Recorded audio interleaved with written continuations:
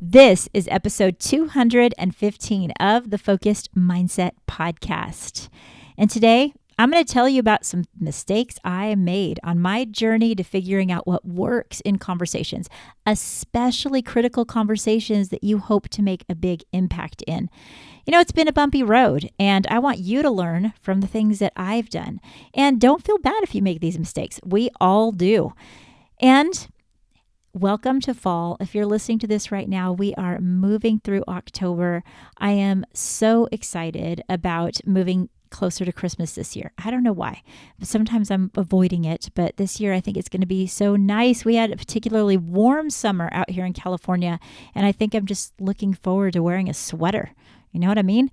All right. I want you guys to buckle up because this is a quick episode. You're going to get a lot of things that you know now that you'll need to avoid, and it's time for us to get started.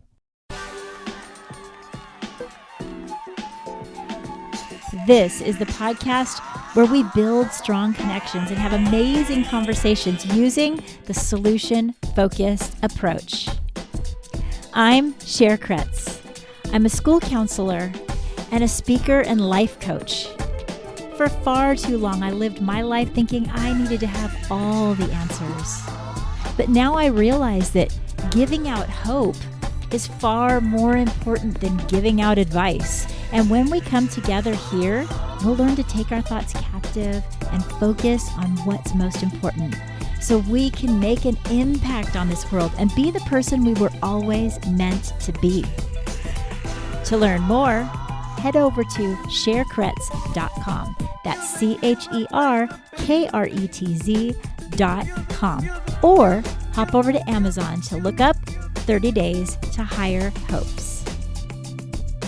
Hello. Welcome to this week's podcast. Welcome to the Focused Mindset Podcast. I know you have lots of choices, and I'm glad that you're here today with me because we're going to be talking about the things I figured out that didn't work to help us have great conversations. And I was thinking and reflecting upon this last couple of years in my life that's been pretty amazing, as most of you guys know. And I thought, how did I get here? Do you guys ever think about that, where you are in your life, and really kind of think, how did I get here? There's been times in my life that I'm in a devastating moment, and everything that I had planned had completely fallen apart. If I think about it, I can bring myself there in an instant. And in those moments, I ask that same question, how did I get here? And I think it was a valuable question because without it, I wouldn't have been able to reflect. I didn't want to stay in that moment, but reflect and say, okay, what do I need to do differently? I can't stay here in this place of being like, how did I get here? Poor me, and think that things are going to get better. And I think it's always important for us to realize when we're having that moment, but I'm in a different type of moment today. I'm kind of thinking, how did I get here? Where about a year ago, I was standing on the TEDx stage, talking about how you can have great conversations even in the most challenging situations. Something that I am so passionate about. Something that I've messed up a lot along the way, but that I've continued to put my energy into and my focus into. How did I get there? Up on stage in front of all these people, and now it's on the internet with more and more views. How did I get to publish a book on hope? 2, 1 in Spanish? I don't speak Spanish. I wish I could speak Spanish is what I do. And also having this podcast. This podcast that's on numerous occasions reached the top 10 charts in Australia and then the top 100 of the United States. What? And I trace it back to my school counseling, the very, very first day that I was a school counselor, when I had one awkward conversation that changed my life because it got me to ask an essential question that would drive me through my entire career and still does to this day as a school counselor. I remember it so vividly, and you guys probably have had a conversation like this that you hoped would just go super duper, so excited about it, and then it doesn't. In fact, it's terrible. I walked into the staff lounge, very first day of school counseling. Oh, I was excited. I knew I couldn't wait to meet everybody. I thought, here to change the world, baby. And as I walked in, I heard somebody say, oh, we have a new school counselor. I thought, perfect. Headed in that direction, just in time for another teacher to say, don't bother referring your kids over there. Yeah, nothing they say ever makes a difference. And then I'm standing right in front of them. They all look up at me. I had to say something. And I don't know what you'd say, but I just said, oh, hi, I'm that new counselor, and put out my hand to shake one of their hands. And it was awkward. But after we got through that, of course, they were like, oh, hi. One of them that didn't say that comment was like, oh, I want to talk to you about a kid, and just kind of made a look to the lady who had said it. Awkward is like, not the way that I wanted to introduce myself. Nonetheless, like I said, it allowed me to go back to my brand new little office. I was just fixing up, making it so cute. My sand table and my squishies and everything that helps kids feel amazing. And I just sat there, not a single kid in my office. And I asked myself, how can I do things differently than whatever has been done before to have that person say that about counseling? I began to ask, how can I have conversations that make a difference? What can I do to make sure that beyond a shadow of a doubt that I have conversations that matter? And I started deciding that, you know what? Every conversation, I'm going to document it, I'm going to evaluate it, and I'm going to follow up with it to see if it made a difference. Not that it made me feel good, not that it made them feel good, not that the teacher said thank you and that there was smiles, but did it result in lasting change, or at least temporary change? And so I started having conversations, and I'll tell you what, one of the things that I found out first is all the things that didn't make a difference. And some of it made me feel pretty crappy to face. And I wanted to talk about this with you because I'm going to be talking about it in just a couple of days at the Student Mental Wellness Conference, the 8th annual. I'm so excited to be able to speak at that event on Friday morning. And you guys may be listening to this long after that. But I'm going to be talking about not only the things that went right in conversation, but first, what did I find out that went wrong? And I'll tell you right now, the first thing that I found out that I want to share with you, and it wasn't in this order necessarily, is that the conversations that I thought were going to make the biggest impact were sometimes the ones that I saw no results from. And so I thought, is what I say not even making a difference? Does it even matter here? And it was a little frustrating at first, but then I realized, you know what?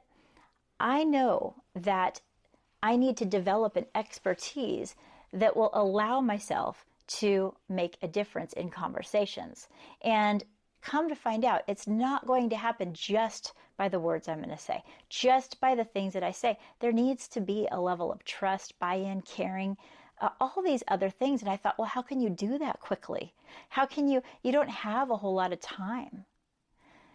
And finally, it came down to 3 things that I knew that I want to share with you are not the deciding factors on whether a conversation is going to make a difference or not.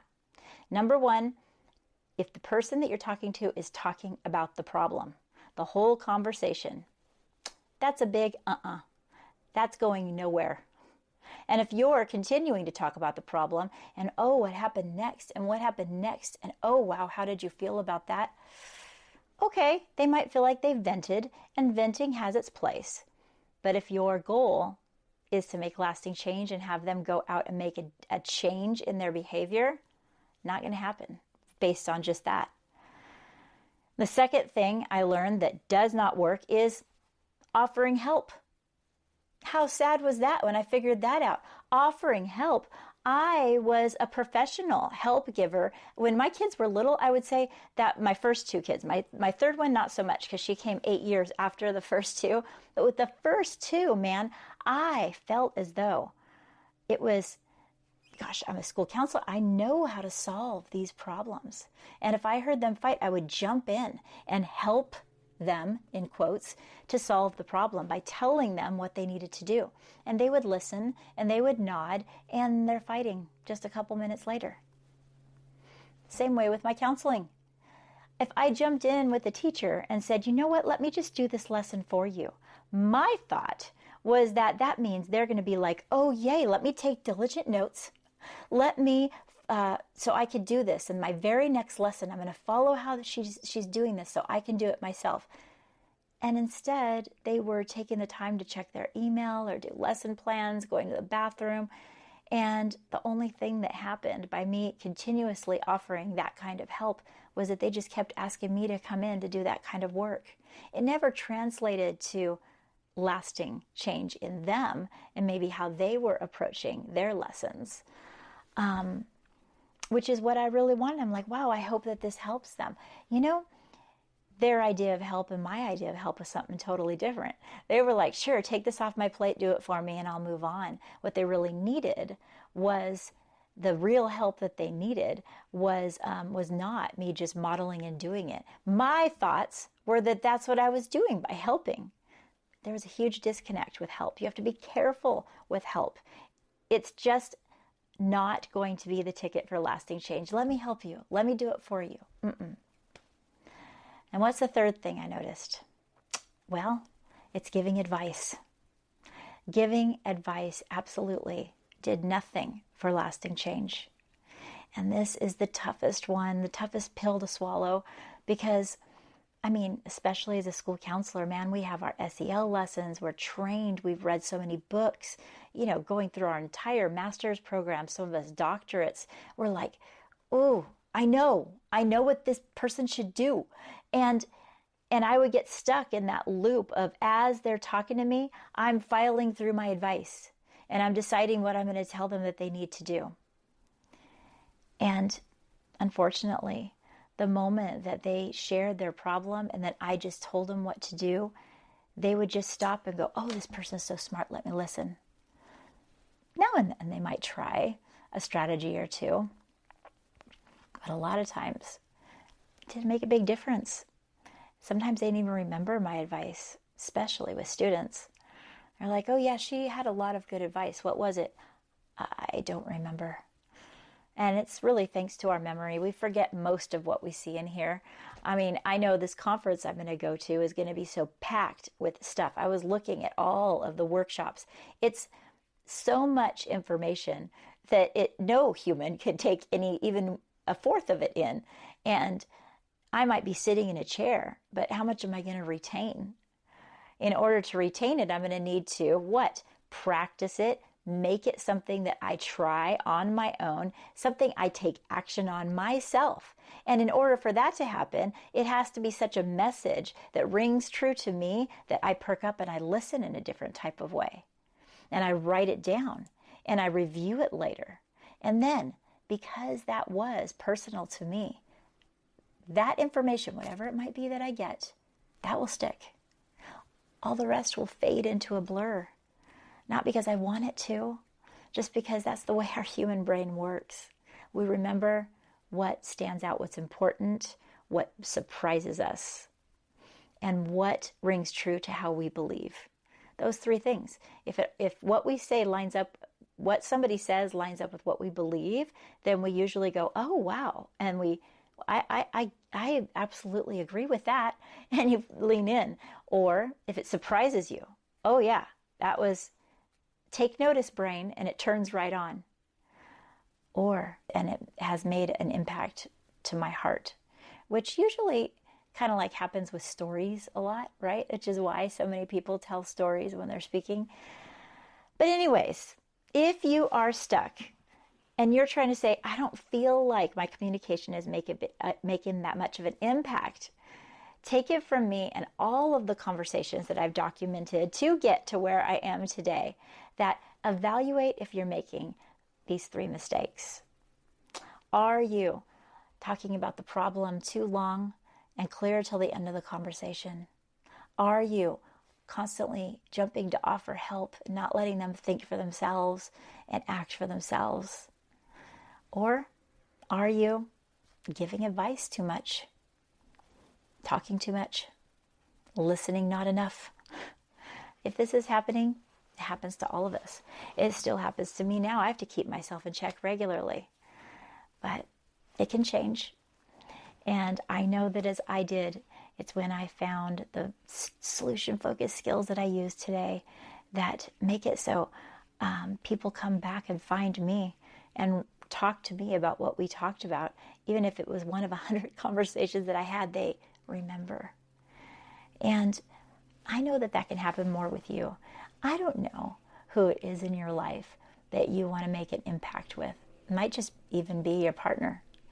It might be your best friend that you want them to really get where you're coming from. Try stepping back and evaluating how you're communicating. And in the weeks to come, we're going to talk a little bit more about the things that did work.